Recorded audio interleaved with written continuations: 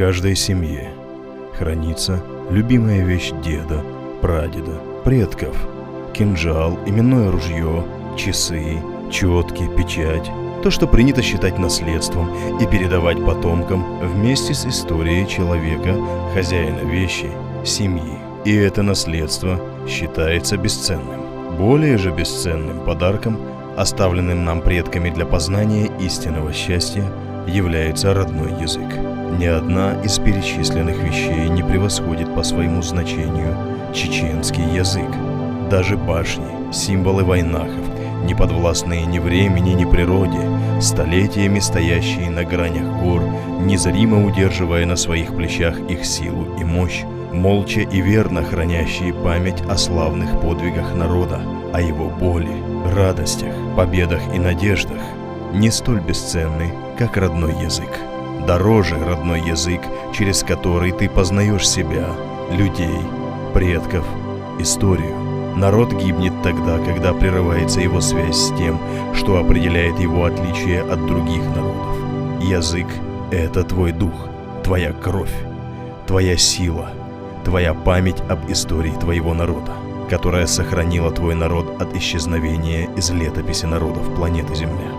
Это тетрадь, которая исписана историей твоего народа, утверждающая твою принадлежность к чеченскому народу. Это ваше имя, потомки, которое срывалось с последним дыханием из уст ваших предков, в которое они вкладывали надежду на сохранение и продолжение поколений, завещали традиции и культуру.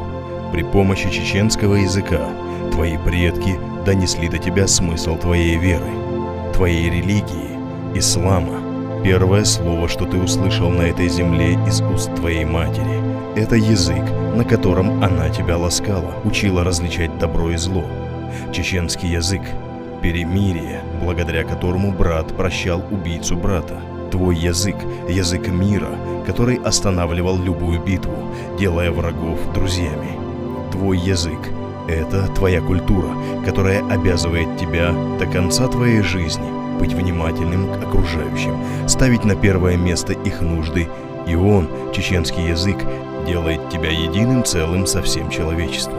Твой язык – твое оправдание, которое будет звучать над тобой в твой последний день на земле.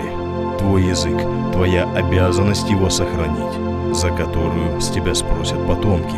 Родной язык – это завет, завещанный тебе предками, обязывающий сберечь и сохранить каждое слово твоего родного языка. В истории нашего народа есть сказание об ученом богослове Магомеде, которого считали лучшим в области примирения людей. И был случай, когда в одном из сел случилась трагедия, убийство, и стороны не могли прийти к примирению. Длился процесс много лет.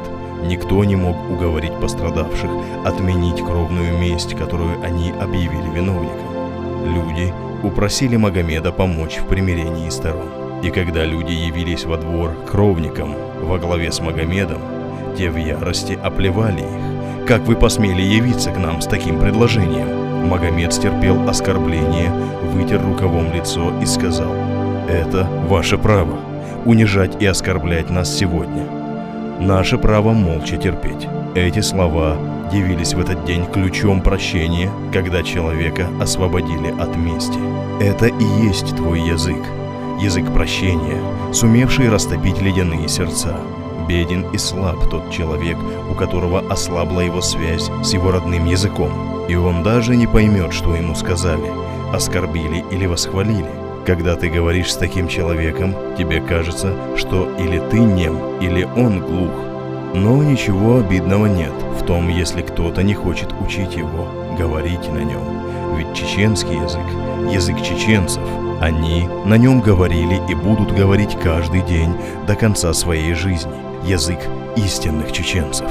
Пока живы чеченцы, язык будет существовать. И пока мы в это верим, мы будем живы как народ. На то воля Аллаха. Автор Хабаев Исмаил.